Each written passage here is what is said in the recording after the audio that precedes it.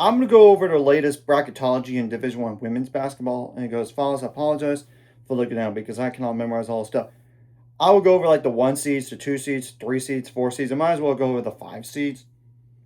Then I'll go over like the last four buys to the next four out in terms of, and what their quality schedules are. And I'm not including games that they should automatically win because there are teams that are not even listed on the bubble.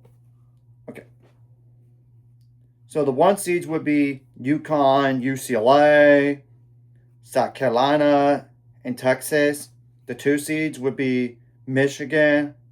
Iowa's now a 2 seed, even though they have a starter out for the year. So maybe that's a dangerous spot for them. But honestly, if they were to avoid a 3 line, that would really help. It's just more like the run for the NCAA tournament down the line could really get hurt. So you get the whole picture there. And then there's Vanderbilt and LSU. The 3 seeds would be Maryland, Louisville. Yeah, Louisville dropped because they lost last game.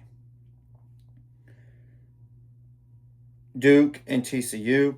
The 4 seeds would be Ohio State, Michigan State, Oklahoma, and Kentucky. The 5 seeds would be like Minnesota, West Virginia, North Carolina, and Ole Miss. Now, the last 4 buys: Villanova, Virginia Tech, Virginia, Clemson. Quality schedules for all. Now, for Villanova, this is besides conference tournament. Unfortunately for Villanova, they have nothing left on the bone in terms of qualities teams.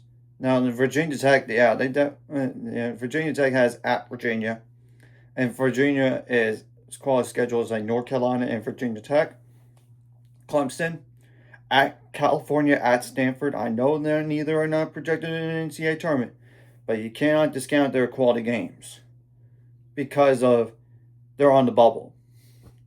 Now, the last 4 in would be Mississippi State, Colorado. Yeah, they moved up.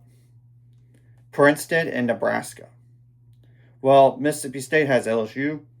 Colorado has Utah and at BYU. Yeah, BYU is now considered back on the list here in terms of quality games. Now, Princeton, unfortunately for them, is just the Ivy League,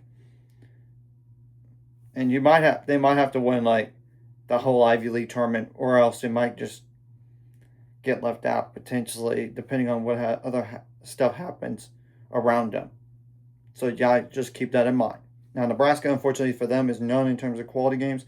Now, the first 4 out would be Arizona State, Utah, Kansas, and Richmond. Yeah, 3 Big 12 teams in a row. And this is per Charlie Cream from ESPN. You gotta realize sometimes he's not the most accurate. Now, Arizona State's quality schedule is BYU and at Texas Tech, Utah at Colorado,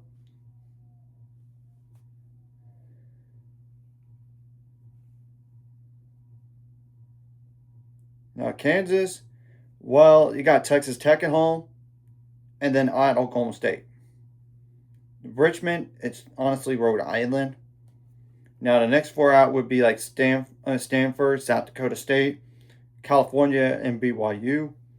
Unfortunately for Stanford, just Clemson is a quality game, South Dakota State, and North Dakota State. But the problem is he would have to win the whole tournament, it seems like, to even think about getting it because of the race it is right now in that respective conference.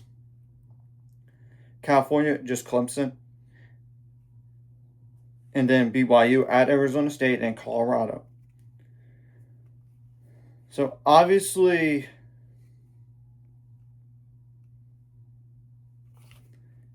if you win the conference tournament, you're in the NCAA tournament automatically as a guaranteed spot.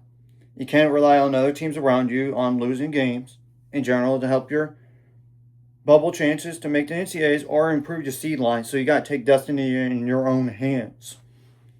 You want to avoid bad losses as much as you can. And obviously, if you're one of those bubble teams and you lose to teams that they shouldn't, it's going to hurt you potentially down the line. You got to take advantage of your quality opportunities you have left on the remaining of the regular season schedule.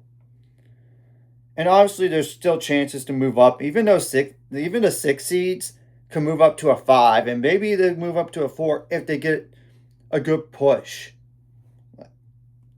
If that is possible, though. It depends on what other stuff happens and if they take advantage of their opportunities. So I'm just saying, I think the 1 seeds are pretty much locked up. Now, the 2 seeds, I think not all of them are locked up necessarily. 3 seeds, I think it's wide open. Obviously, 4 seeds is always open. So you get the whole point. And obviously, you want to hope for no bid stealers if you're those bubble teams, because if there's a bid stealer, then you're going to have to be sweating it out a little bit more. So that's all I gotta really say about this, and I'll go over this again like next week, and then the following week, and after that, I'm done with this, because really, the truth is, once it gets closer to Selection Sunday, they're gonna have it every day on the bracketology, and nothing's gonna really change, because all the quality game stuff, it's just conference tournaments at that point, and starting next week, it's gonna be just conference tournaments for most. So, and obviously, I will go over what the bracket looks like